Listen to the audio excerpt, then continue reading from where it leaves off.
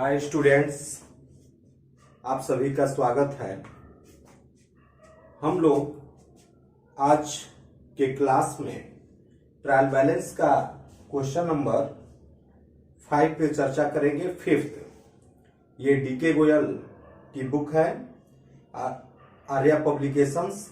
Question number 5, question को पहले मैं पढ़ दे रहा हूं और इस बैलेंस के आधार पे आपको ट्रायल बैलेंस बनाना है। Following balance were extracted from the books of Ravinder Associates as at 31st March 2017। आपको ट्रायल बैलेंस बनाना है तो हम लिखेंगे trial balance of Shri Ravindra Associates as at 31st March 2017।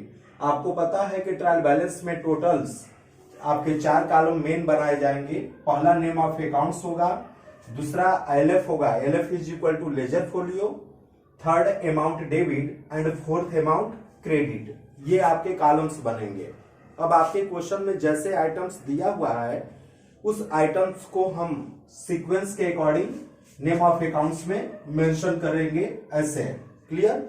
और इसके नेचर के अकॉर्डिंग, जैसे आपको बताया गया था कि ट्रायल बैलेंस के कुछ रूल्स होते हैं कि कुछ आइटम्स को हम लोग डेबिट में दिखाते हैं और कुछ आइटम्स को क्रेडिट में दिखाते हैं और लास्ट में टोटल करते हैं तो दोनों साइड का टोटल आपस में इक्वल हो जाता है। क्लियर? मैंने आपको ये बताया था कि ओपनिंग स्टॉक अगर दिया हुआ है तो हम लोग उसको ट्रायल बैलेंस के डेबिट साइड में शो करेंगे, लेकिन अगर परचेज है तो भी ट्रायल बैलेंस के डेबिट में जाएगा, अगर सेल्स रिटर्न है तो भी ट्रायल बैलेंस के डेबिट में जाएगा। जितने भी प्रकार के आपके एसेट्स होंगे सब ट्रायल बैलेंस के डेबिट साइड में जाएगा। जितने भी एक्सपेंसेज होंगे, लॉसेस होंगे, सब ट्रायल बैलेंस के डेबिट में जाएगा। और बनाते समय और ड्राइंग्स है वो भी ट्रायल बैलेंस के डेबिट साइड में जाएगा। क्लियर? और आपको बता दें कि क्रेडिट साइड में सेल्स हो गया और परचेज रिटर्न या अदर प्रकार की जितनी भी लायबिलिटीज हो गया या जितनी इनकम्स होगा या जितनी प्रॉफिट होगी या जितना गेन्स होगा, लाभ होगा, सब के सब ट्रेडिंग अकाउंट के ट्रायल बैलेंस के क्रेडिट साइड में जाएगा। क्लियर? जितनी लायबिलिटीज होगी वो सब के सब क्रेडिट साइड में जाएगा। यही इसका रूल्स हम लोगों ने देखा था और इस पे हमने आपको प्रीवियस वीडियो में बहुत ज्यादा डिटेल से आपको बता दिया गया था। लेटेस्ट अपडेट के लिए आप हमारे यूट्यूब चैनल के साथ साथ इंस्टाग्राम पे भी एसकेसी कॉमर्स नाम से इंस्टाग्राम है, आप उस पे भी फॉलो कर सकते हैं। क्लियर? अब हम लोग आते हैं मेरे भाई कि ट्रायल बैलेंस को बनाना होगा। आपको मैंने एक बार ये बताया था, आपको याद होगा, मैंने ये आपको रूल्स बताया था कि अगर किसी क्वेश्चन को अटेम्प्ट करते हैं तो उसके डेबिट साइड में कुछ आइटम जाएंगी और उसके क्रेडिट साइड में भी कुछ आइटम जाएगा। लास्ट में दोनों साइड का टोटल आपस में इक्वल करते हैं।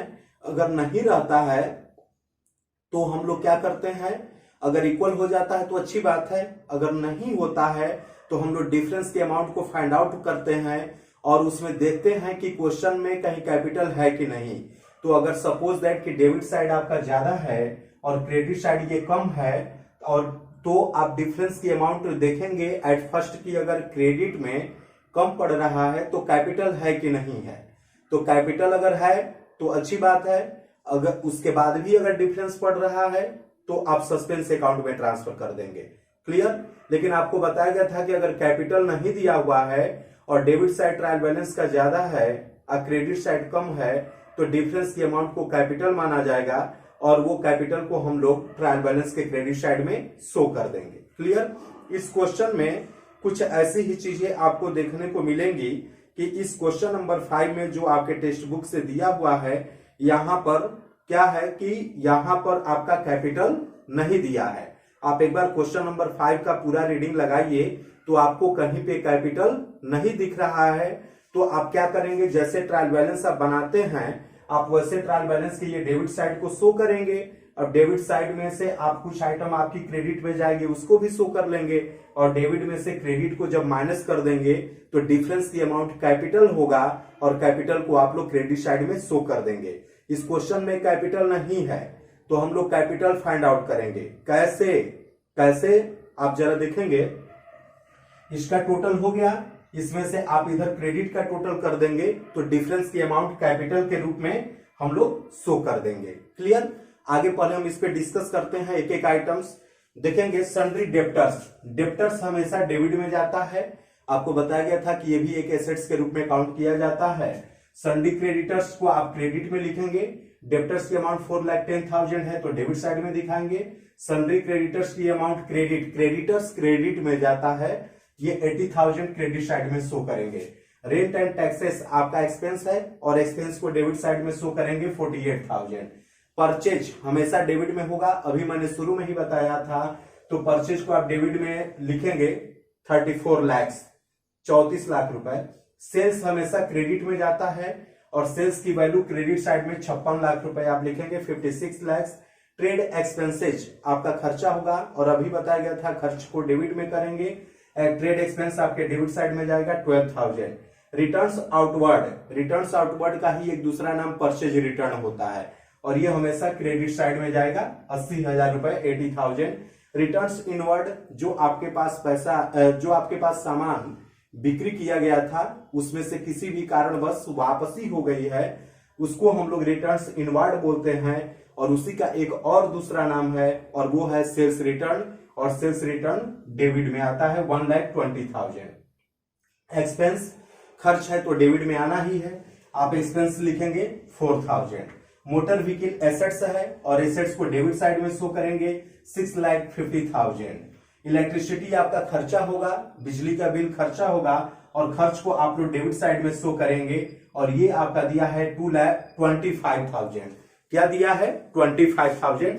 इधर से देखते हैं, ये इलेक्ट्रिसिटी 25,000। स्टॉक, ये ओपनिंग स्टॉक है, ध्यान देंगे क्लोजिंग स्टॉक को ट्रायल बैलेंस में नहीं शामिल किया जाता है, उसको हम लोग नीचे लिख सकते हैं, बट इस यहाँ पे आप क्लोजिंग स्टॉक को डेबिट या क्रेडिट में ट्रायल बैलेंस बनाते समय शामिल नहीं करेंगे, लेकिन वो ओपनिंग स्टॉक दिया हुआ है तो आप उसको शामिल करेंगे। क्लियर।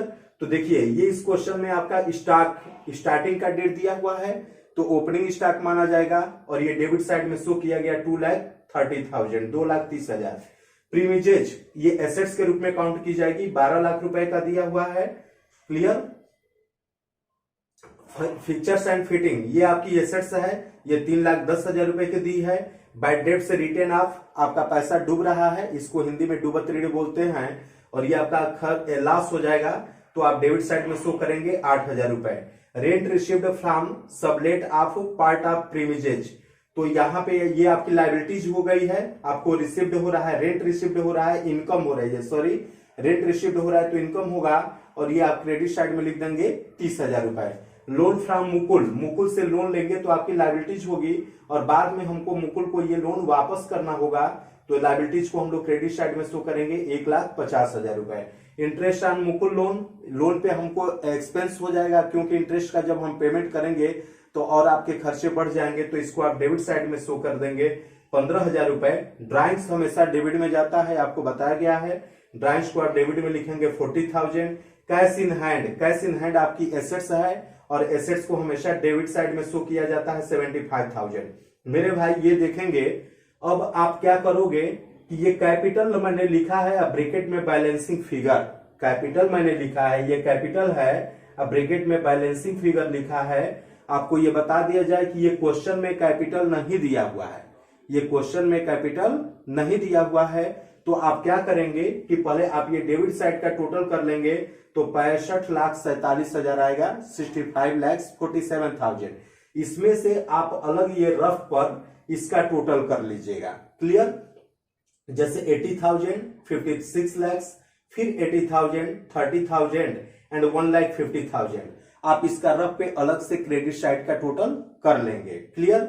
अब डेबिट साइड का जो टोटल आ गया है 65,47,000, इसमें से क्रेडिट साइड का टोटल जो आपका आ जाएगा आप उसको माइनस कर देंगे, घटा देंगे, तो जो डिफरेंस की अमाउंट होगी वो कैपिटल मान लिया जाएगा। तो हम लिखे हैं कैपिटल, अब ब्रैकेट में बैलेंसिंग फिगर, माने बैलेंसिंग फिगर माने अंतर की राशि, डेबिट में से क्रेडिट को घटाया गया है तो जो डिफरेंस की अमाउंट आई है वही बैलेंसिंग फिगर हो गया, हम लोग उसको कैपिटल मानेंगे और कैपिटल को हमेशा क्रेडिट साइड में शो कर दिया जाएगा 6,07,000। क्लियर। और दोनों साइड का टोटल 65,47,000 आ जाएगा। क्लियर? तो आप लोग जो है कि इसको अच्छी तरीके से एक बार नोट कर लेंगे, समझ लेंगे। Okay, thank you, please like it.